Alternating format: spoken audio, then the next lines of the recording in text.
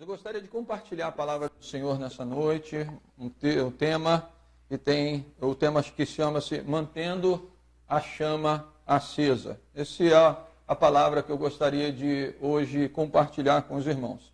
Amém? Meus amados, não restam dúvidas que a intenção de Deus com tudo o que nós estamos passando é nos ensinar algumas coisas, nos fazer perseverar, nos tornar fortes diante de tanta dificuldade, de tanto problema, a fim de que possamos crescer e cumprir aquilo que Deus tem para a nossa vida. Em 1 Coríntios capítulo 15, verso 58, esse texto, o apóstolo Paulo, ele fala algo que todos nós conhecemos, muitas vezes falamos com tanta firmeza, mas não vivemos. Ele diz assim: portanto, meus amados irmãos, mantenham-se firmes e que nada os abale.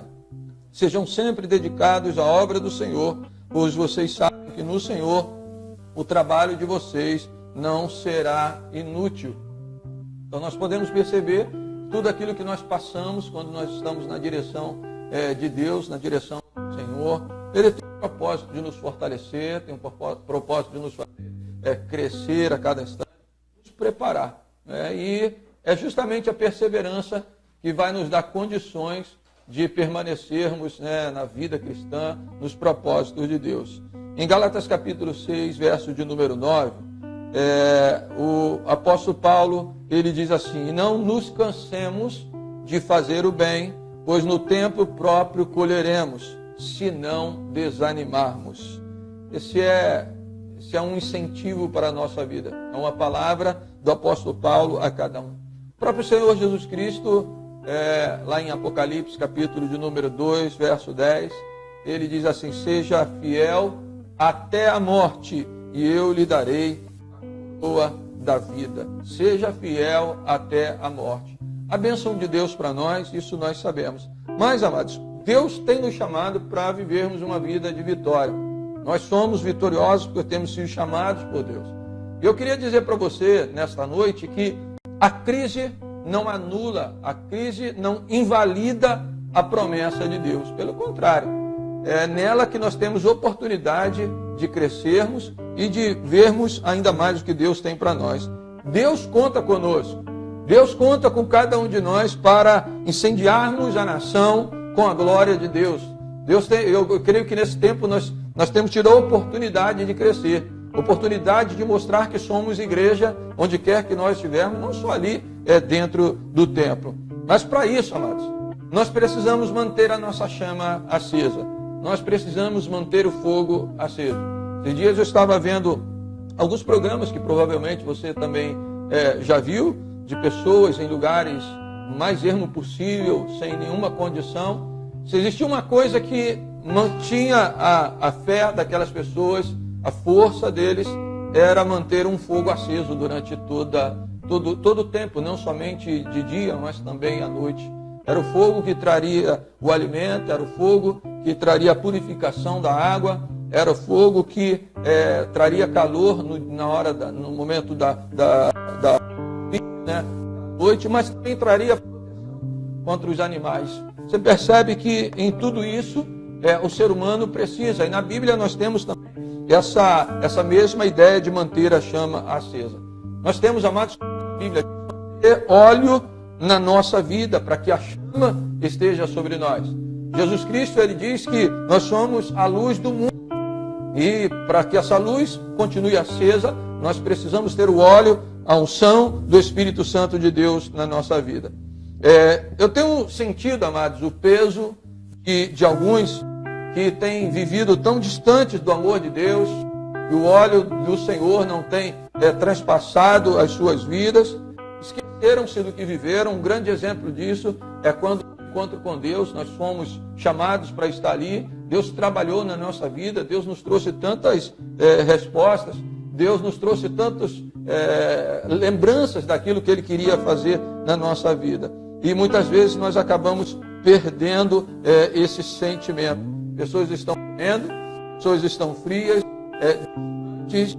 insensíveis, muitas vezes, porque infelizmente não conhecem o poder do pecado nas suas vidas.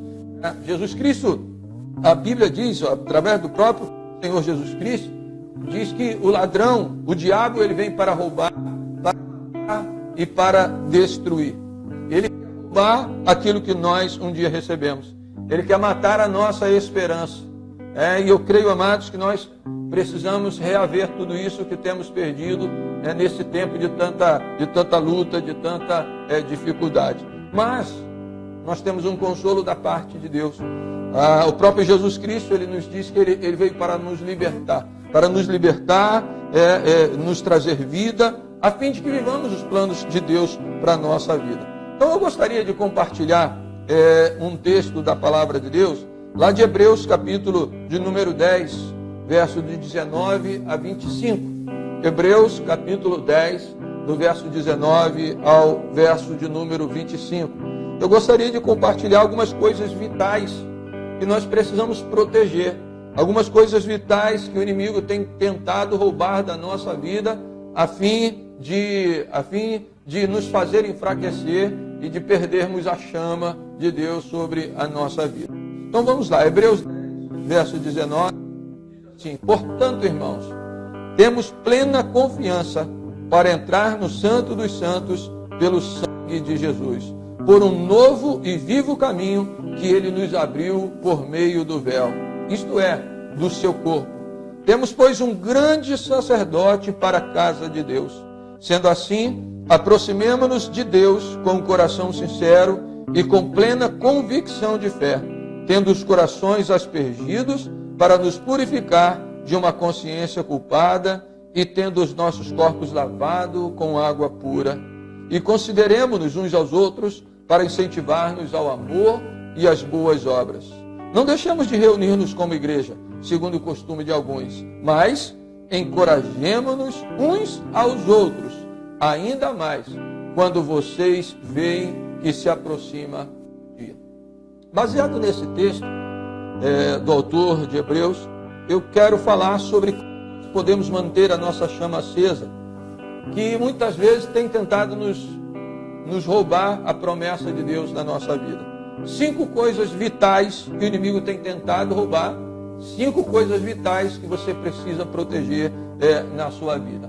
Amém? Vamos lá. A primeira coisa que o inimigo tem tentado roubar e você precisa proteger é a sua intimidade com Deus. O verso 22 diz: sendo assim, aproximemo-nos de Deus com um coração sincero e com plena convicção de fé. Coração sincero, a vida sincera, uma vida sem máscaras, sem maquiagem. Na verdade, eu tenho dito que os problemas, eles mostram quem nós somos. Na verdade, eles nos mostram muito mais quando nós reagimos a situações do que quando nós agimos em alguma coisa. Quando nós agimos, nós fazemos isso premeditadamente. Agora, quando nós respondemos a um problema, muitas vezes nós não estamos preparados ou mostramos que não estamos preparados. A palavra sincero vem de uma junção de 2 palavras, sine, cera. Essa versão mais comum para a origem dessa palavra vem de Roma, de alguns escultores desonestos, que quando esculpiam as suas estátuas de mármore, elas continham alguns pequenos defeitos, algumas trincas, algumas imperfeições, e eles usavam uma cera especial para ocultar, para esconder as imperfeições, a fim de que as pessoas comprassem aquele material, aquele produto, sem verificar, sem perceber o seu problema. Então, muitas vezes nós somos assim. Nós maquiamos a nossa vida, os problemas, nós nos escondemos muitas vezes, mas quem tem intimidade com Deus, ele precisa ter temor ao Senhor e ele vive uma vida de sinceridade. Uma vida sem máscaras, uma vida sincera, sincera no louvor, sincera no serviço, sincera na oração. Nós estamos tão cercados de tantas religiosidades e nós percebemos o quanto isso tem feito parte da nossa vida. Na verdade, nós oramos como que se estivéssemos fazendo alguns poemas para alguém, para tentar convencê-lo com a nossa habilidade de oratória. Algumas pessoas cantam e tocam muito bem, mas na verdade, muitas vezes não tem intimidade com o Senhor. O inimigo, amados, ele tem roubado essa intimidade nossa com Deus. E só há intimidade nossa verdadeira com Deus quando nós somos limpos, lavados pela palavra de Deus. Jesus disse isso. Quando ele estava lavando os pés, e num determinado momento Pedro disse: Senhor, então lava todo o meu corpo. E ele diz: vocês já estão limpos pela palavra que lhes tenho falado. Essa é a mensagem de Deus, de Jesus Cristo para os seus discípulos. Nós somos limpos pela palavra. Nós temos intimidade com Deus, nós nos aproximamos mais de Deus quando nós conhecemos a verdade, quando nós conhecemos a palavra. O salmista, no Salmo 119, ele diz: as tuas palavras estão sempre presentes na minha mente. Penso nelas muitas vezes para não pecar contra ti. Era justamente a intimidade com Deus que dava condições ao salmista de pecar menos. Então a intimidade, amados, ela nos dá essa possibilidade, de ter uma vida de santidade, de consagração.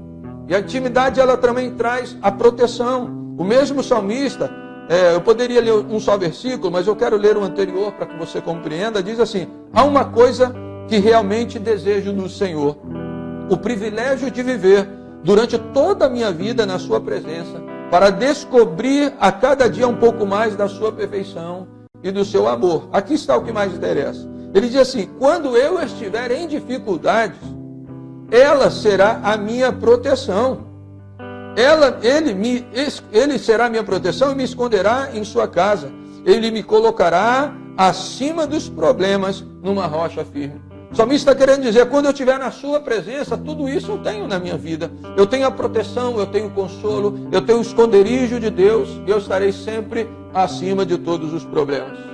Sabe o que tem trazido tantos problemas na nossa vida? São os nossos afazeres diários, e cada vez menos temos tempo para Deus.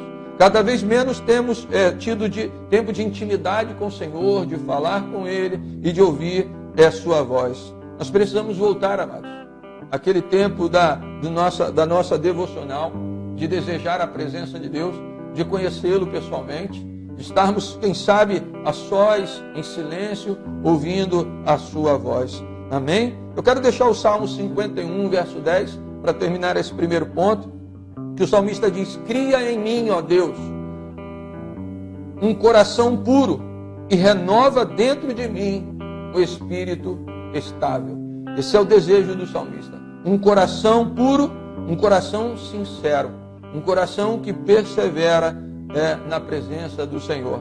Amém? Não permita que Satanás roube da sua vida a sua intimidade. Outra coisa que Satanás tem roubado na nossa vida e tem nos impedido de manter essa chama acesa é roubado a nossa santidade. Ele diz aqui: plena convicção de fé, tendo o nosso coração aspergido para nos purificar de uma consciência culpada e tendo os nossos corpos lavados com água pura. Santidade, santidade. Quando estamos na presença do Senhor, precisamos viver uma vida de santidade. Se olharmos no passado, nós vamos ver que o Santo dos Santos era esse lugar de intimidade, o maior lugar de intimidade com Deus, onde só poderia entrar naquele lugar alguém que tivesse uma vida pura, uma vida santificada. E hoje nós temos o privilégio de entrarmos na presença de Deus. O lugar onde só o sumo sacerdote entrava, a Bíblia diz que agora nós podemos entrar. Esse mesmo autor, no capítulo 10, verso 19, Hebreus 10, 19, ele diz assim: portanto, irmãos, temos plena confiança de para entrar no Santo dos Santos pelo sangue de Jesus, por um novo e vivo caminho. Um novo e vivo caminho de intimidade com Deus, de ouvir e de falar com Deus. Então, entrar na presença de Deus é ter acesso ao que Deus tem. É ter acesso a tudo aquilo que Ele pode nos dar. É ter o conhecimento direto de Deus para a nossa vida. O lugar do Santo dos Santos é lugar de adoração, mas também é um lugar de petição, de o Senhor conhecer o nosso coração.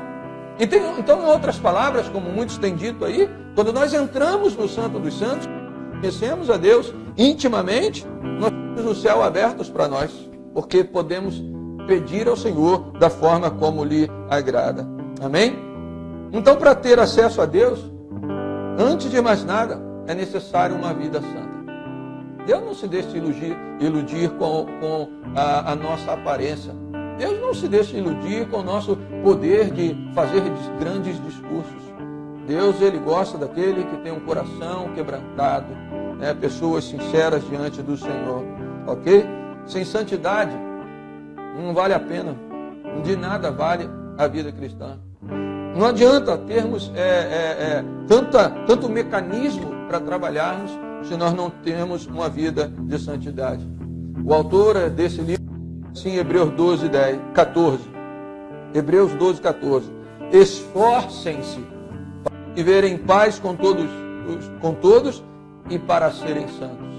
A santidade exige de nós, amados, uma aplicação.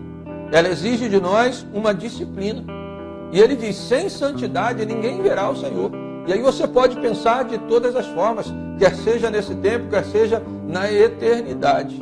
Nós não podemos ver o Senhor, não podemos ouvir ao Senhor, não podemos ter a resposta do Senhor se não tivermos uma vida de santidade. Então Deus tem nos chamado para viver essa vida pura, onde o pecado é chamado de pecado. Né? Muita gente se esconde atrás de tantos problemas, de tantas lutas. Então, nos relacionamentos, quantas vezes nós fugimos e o nosso relacionamento não é segundo o coração de Deus?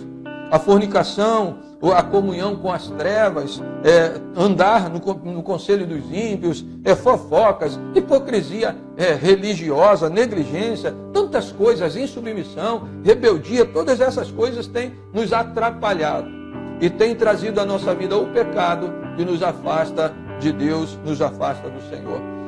Se nós desejamos ser usados por Deus para transformar essa geração, nós precisamos ter essa vida santa. E sabe como nós podemos ter uma vida santa? E aí eu termino esse segundo ponto lendo Efésios 4, Provérbios, capítulo 28, verso de número 13. Ele diz assim, Salomão diz, quem esconde os seus pecados não prospera, não vai longe. Ok? Então há muita gente que acredita que através da enrolação e do pecado eles estão indo bem, mas não vai prosperar, não vai longe. Mas quem as confessa, quem confessa os seus pecados e os abandona, encontra misericórdia. Amém? Então o pecado tem para a nossa vida uma consequência danosa.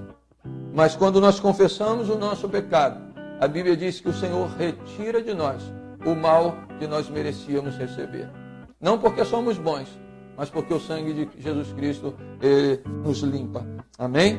É a santidade. Terceiro inimigo da nossa herança, inimigo que quer roubar a chama, apagar a nossa chama, é a esperança da nossa redenção.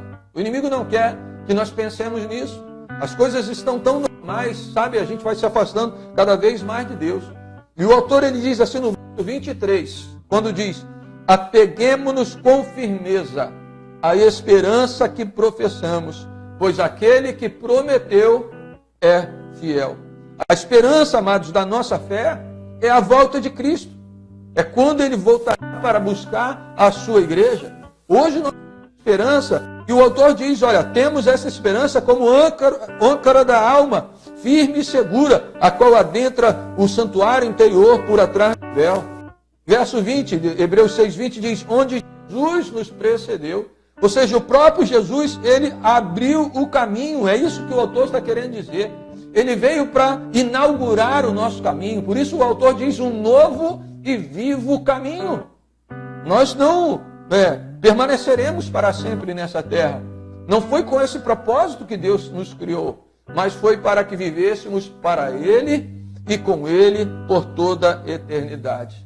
Então Jesus Cristo, Ele entrou no lugar, Ele nos precedeu e se tornou o sumo sacerdote para sempre deste povo. Ou seja, Ele está no céu, hoje intercedendo por nós. Nós estávamos perdidos, mas Jesus inaugurou esse caminho de salvação. Amém? Romanos capítulo 3, 23, ele nos fala sobre o preço que nós deveríamos receber. Quando ele diz assim, todos pecaram e destituídos estão da glória de Deus. Afastados estão da glória de Deus. Porém, ele continua dizendo, sendo justificados gratuitamente por sua graça, por meio da redenção que há em Cristo Jesus. O Senhor nos redimiu. O Senhor pagou pelos nossos pecados. O que antes havia contra nós, o Senhor Jesus Cristo pagou na cruz do Calvário. Então o inimigo ele quer nos fazer esquecer essa promessa. A promessa da vida eterna. E nós lutamos por coisas, lutamos por uma construção, lutamos pelo nosso carro, lutamos por ideias tantas, mas nos esquecemos da nossa vida eterna. O inimigo quer que nós esqueçamos isso. E se nós, amados, não vivermos a esperança da volta de Cristo, nós tendemos a relaxar e nos afastar de Deus. Eu quero usar aqui uma frase que eu usei certa vez para algumas pessoas, que diz assim: nada como um grande amor para se esquecer um outro amor. E às vezes a gente não consegue compreender como pessoas tão usadas por Deus hoje estão tão longe e sem temor de Deus, porque encontraram um outro amor. É a lei da compensação, é a lei da troca. Deixaram de amar ao Senhor porque o seu coração hoje está em outras coisas. Bem, Jesus Cristo ele já fala isso, né? Onde estiver o seu tesouro, ali estará o seu coração. Eu tirei o meu coração das coisas de Deus, automaticamente o meu coração está nas coisas deste mundo. Nós precisamos tomar muito cuidado, porque quando começamos a amar mais as coisas, nós deixamos de amar a Deus. Jesus ele diz assim: olha, não trabalhem pela comida que se estraga, mas pela comida que permanece para a vida eterna, a qual o Filho do Homem lhes dará. Isso é o que Deus tem preparado para nós. Essa é a nossa esperança. Só que o inimigo ele tem nos ocupado com tantos afazeres, com tantos sonhos que não vão produzir em nós a vida eterna. E Paulo diz o seguinte: ó, quem semeia para a sua carne, isso está lá em Gálatas 6:8, quem semeia para a sua carne, da carne colherá a destruição, mas quem semeia para o Espírito, do Espírito colherá a vida eterna. E hoje eu quero lhe perguntar: para quem você tem semeado? Como é que tem sido a sua semeadura? E o Senhor vai voltar, mas Ele diz que voltará para aqueles que o aguardam. Por isso o Senhor Jesus diz em Apocalipse 2:10, seja fiel até a morte. Quem guarda a vinda de Jesus, esse sim tem óleo nas suas vidas. Esse mantém a sua chama acesa. Amém? Então eu gostaria que você hoje pensasse nisso. Como está a chama de Deus na sua vida? Você tem perdido a unção de Deus, tem perdido a intimidade, tem deixado de viver uma vida de santidade. E muitas pessoas têm perdido isso porque usam duas desculpas. Ele coloca o foco nas pessoas, o erro nas pessoas, culpam as pessoas pelo que ele vive, mas eles focam também nas coisas desta vida. Sempre o outro é errado, ou sempre nós temos outras coisas para ocupar o lugar no nosso coração. Viva hoje como se Cristo voltasse amanhã. Uma outra coisa que o inimigo quer roubar de nós, e isso tem acontecido muito, é o amor entre nós, entre os irmãos.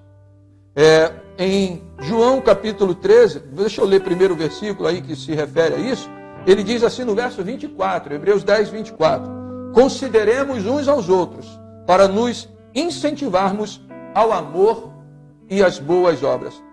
Meu amado, a marca do discípulo verdadeiro é o amor. Jesus falava sobre isso, tá? E ele diz isso lá em João 13:35, quando diz: nisto conhecerão uns aos outros, conhecerão que sois meus discípulos, se vos amardes uns aos outros. Então, o corre-corre tem roubado isso de nós.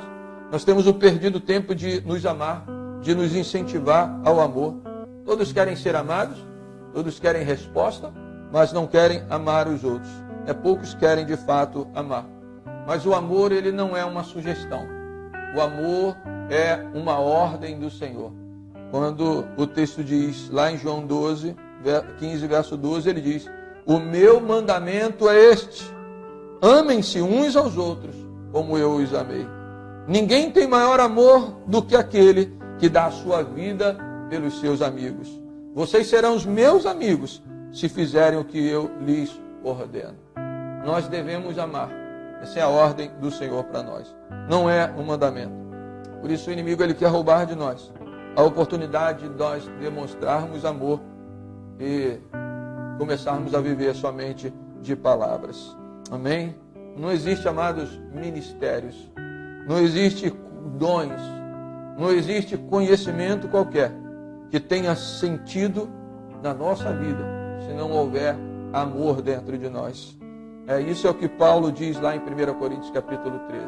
Você conhece os versículos, provavelmente já estarão aqui na tela, mas o apóstolo Paulo não adianta de nada disso, se nós não tivermos amor. É uma vida religiosa, é um cristão falso. Aquele que tem tantos dons, tantos talentos, mas não consegue amar ao seu próximo. E, para terminar esse ponto, o amor ele começa em casa. Devemos amar os nossos irmãos. Há muitos que conseguem amar a Deus dentro de um templo, mas não conseguem amar dentro de casa. E diz assim, se alguém não cuida dos seus parentes, e especialmente dos de sua própria família, negou a fé e é pior do que os descrentes. Olha como o apóstolo Paulo diz. Não adianta, amados, você amar a quem quer que seja, se você não consegue amar dentro da sua casa, amar os seus filhos, amar a sua esposa. Aí que nós mostramos o nosso verdadeiro amor. Nós começamos aqueles que estão conosco todos os dias, aqueles de quem nós conhecemos os destinos, aqueles que conhecem os nossos. Mas o apóstolo, você ama a sua família e quer amar mais os outros, você tem negado a fé e você é pior do que o incrédulo. E esse amor ele se estende aos irmãos da igreja. Em Gálatas 6,10, Paulo diz, portanto, enquanto temos oportunidade, a todos, especialmente aos, como Paulo, sobre a igreja, a nossa família, os nossos irmãos, pessoas que hoje têm o mesmo sangue que nós temos, o sangue de Jesus. Precisamos amar uns aos outros. Então, a maior garantia do sucesso na missão chama-se amor. Quando nós amamos. Por último, que o inimigo quer roubar de nós, amados? Além da santidade, além de tudo aquilo que nós já tratamos aqui, né? Hoje, agora nós acabamos de falar do amor mútuo, a nossa santidade, a esperança da nossa redenção, tudo que Deus tem nos trazido, a intimidade, quando nós conhecemos a Deus ainda mais. Existe uma última coisa que o inimigo tem roubado de nós, tem tentado fazer muito mais nesse tempo, é roubar a nossa comunhão. Nós somos o corpo de Cristo. O autor de Deus, nesse texto, capítulo 10, ele diz assim no verso 25, não deixemos de reunir-nos como igreja. Não dá para deixar de reunir. O templo não é a igreja, mas a reunião dos santos. Aí sim está ali a igreja do Senhor Jesus. E o valor da igreja tem sido negligenciado. Há tantos textos que falam sobre isso, sobre o valor da unidade. Nós somos o corpo do Cristo, é o cabeça. Isso que Paulo diz em 1 Coríntios 12, 27. Ora, vocês são o corpo de Cristo, e cada um de vocês individualmente é membro deste corpo. Você só temos algo que eu sou uma igreja, eu sou igreja com um propósito em comum com outros. Nós somos membros de um corpo. Agora, se esse membro está fora do corpo, este membro apodrece. Como é que eu tenho visto, amado, tantos irmãos que têm justificado a sua falta, justificado a sua negligência, o seu afastamento, com tantas coisas, e usam até a família para dizer que primeiro precisa dar tempo com a sua família. E o que nós temos visto são famílias sendo destruídas, porque têm deixado o mandamento do Senhor, a ordem do Senhor, a ideia de Deus de manter o corpo de Cristo ali intacto, crescendo para a glória do Senhor Jesus. Como nós teremos Cristo, que é o cabeça, se não queremos fazer parte deste corpo? Nós mutilamos muitas vezes o corpo de Cristo. E a Bíblia diz, amados, que Jesus Cristo ele morreu pela sua igreja. Ele vem buscar a sua igreja, a sua noiva, o seu povo, o reino de Deus na terra. Isso é o que a palavra de Deus diz. Pedro, ele diz lá em 1 Pedro 2,19, ele diz, nós somos a geração eleita. Nós somos o sacerdócio real. Nós somos a nação santa. tudo na coletividade. Por mais que nós queremos dar justificativas, o Senhor nos escolheu para vivermos como família. Foi para isso que Ele nos chamou. E a igreja precisa dessa unidade. Nesse tempo de tantos conflitos, de tantas lutas, nós precisamos de unidade. Jesus Cristo, em Marcos capítulo 3, verso 24 e 25, diz assim: se um reino estiver dividido contra si mesmo, não poderá subsistir. Se uma casa estiver dividida contra si mesma, também não poderá subsistir. Aqui está um mistério revelado. Quantas vezes Deus nos permite perder coisas? Quantas vezes Deus nos permite perder pessoas? Porque como a própria Bíblia diz, nós não podemos andar juntos se não concordamos, se nós não temos unidade. Então aprenda uma coisa, a igreja sou eu, um propósito em comum, um propósito com outros membros. Membro fora do corpo apodrece. Então a vida na comunhão, ele traz a vida de Deus. A vida na comunhão nos abençoa. Tenho falado isso com algumas pessoas. Pessoas que têm podido provar, mas infelizmente as pessoas provam e depois que têm as suas necessidades saciadas, elas em vez de produzirem isso na vida dos outros, elas deixam de amar porque já receberam o que tinham que receber. O salmista, ele termina dizendo assim, olha, Salmo 133, verso 1. Como é bom e agradável quando os irmãos convivem em união. O verso 3 diz, ali o Senhor concede a bênção da vida para sempre. Onde? Onde há unidade, onde há comunhão. Nós não podemos dar ouvidos quem luta contra a igreja do Senhor Jesus, porque com certeza perecerão. Amém? Então Deus tem nos chamado para fazer parte de uma igreja e para, através dessa igreja, manifestar a glória do Senhor. Nós não podemos voltar atrás. Esse tempo que temos vivido no Brasil e no mundo é um tempo para nós repensarmos a nossa fé. Nós entrarmos em intimidade com Deus. O diabo vai usar esse tempo para você desanimar, para você voltar atrás, para você desistir da sua fé, para você pôr em descrédito a bênção de Deus e o querer de Deus para a sua vida. Mas nós precisamos nos voltar para Deus. Não dá para desanimar, pelo contrário. O autor aos Hebreus, ele fala que aqueles que vivem assim, desistindo, abandonando, estão em pecado e estão lutando, são inimigos de Deus. Olha lá o que ele diz no verso 26. Se continuarmos a pecar deliberadamente, depois de recebermos o conhecimento da verdade, ou seja, nós já aprendemos, nós já sabemos quais são as nossas atitudes, o nosso posicionamento, e continuamos a viver na vida de pecado, ele diz, já não resta mais sacrifícios pelo pecado, ou seja, não tem mais o que se possa fazer, Jesus já fez tudo.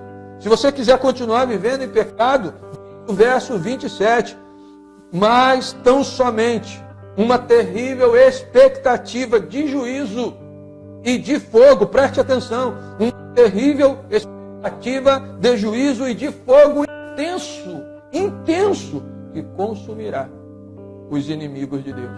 Como é que Paulo liga a comunhão da igreja à bênção de Deus e a negligência para com o corpo, uma expectativa de fogo intenso?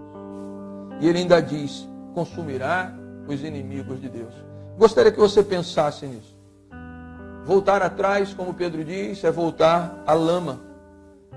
Mas nesse texto, versículo tão especial de Hebreus capítulo 10, capítulo 12, na verdade, diz assim, nós ao monte, a Jerusalém celestial, a cidade do Deus vivo, a igreja do Deus vivo, cujos nomes estão escritos nos céus. Vocês chegaram a Deus, a Jesus. Amém? Essa é nos passa. Nós recebemos algo muito especial da parte de Deus. Nós hoje somos o corpo de Cristo, somos a família de Deus. Hoje nós somos aqueles a quem Deus quer usar, mudar para transformar.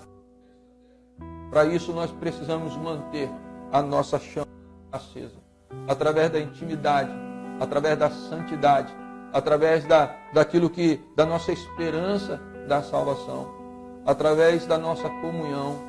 Quantas são as coisas que nós precisamos, principalmente os nossos. Daquilo que você que pare, porque muitas bênçãos virão de Deus sobre a sua. Que o desejo do seu coração seja esse nesta noite. Não voltar atrás. Deixar que a glória de Deus se manifeste na sua vida e através da sua vida. Que a glória de Deus seja visível na sua vida. Por onde você...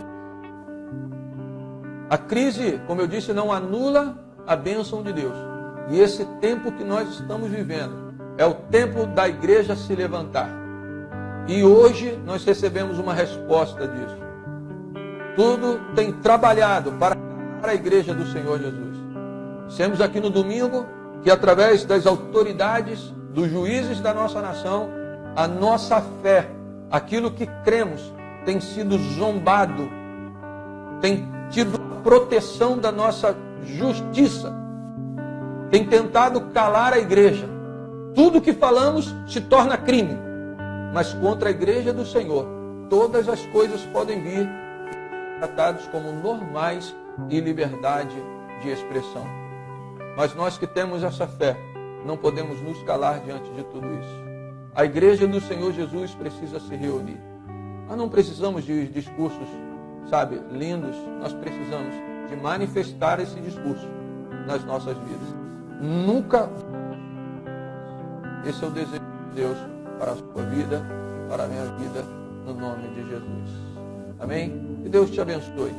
Que você entenda a necessidade de acender essa chama, de encher a sua vida do óleo do Espírito Santo e ser tremendamente usado por Deus. Vamos orar ao Senhor nesse instante. Pai Santo, Pai amado, nós te louvamos. Nós te exaltamos, ó Deus, pelo teu cuidado, te exaltamos pelo teu amor. Pedimos, ó Deus, que este teu amor alcance a cada um de nós aqui presentes. Alcance, Senhor, a cada um que está ouvindo e vendo a transmissão deste culto. Nós podemos, ó Deus, sentir a tua presença, sentir o teu amor, sentir que o Senhor está neste lugar, sentir, ó Deus, que o teu amor ultrapassa as fronteiras, as barreiras que criamos e que vemos e que alcança, ó Deus, a cada casa nesta noite. Senhor, em nome de Jesus, que o teu Espírito Santo, com o teu amor, inunde cada família, que o teu Espírito Santo acenda a chama que um dia começou a se apagar, ó Deus.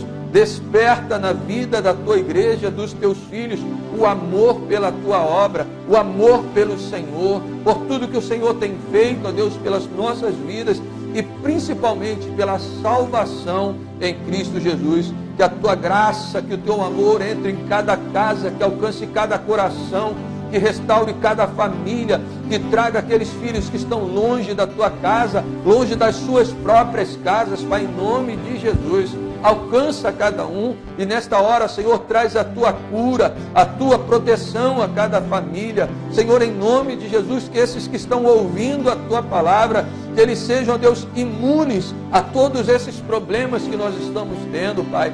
Que o nosso corpo, a nossa saúde seja protegida pelo Senhor. Mas se não for esta a tua vontade, que ainda assim no problema tu estejas com cada um de nós e possamos ver a vitória que o Senhor trará às nossas vidas. Nós abençoamos a cada família, abençoamos a cada lar, ó Deus, que hoje ouviu a tua palavra e queremos te agradecer por tudo. No nome de Jesus. Amém.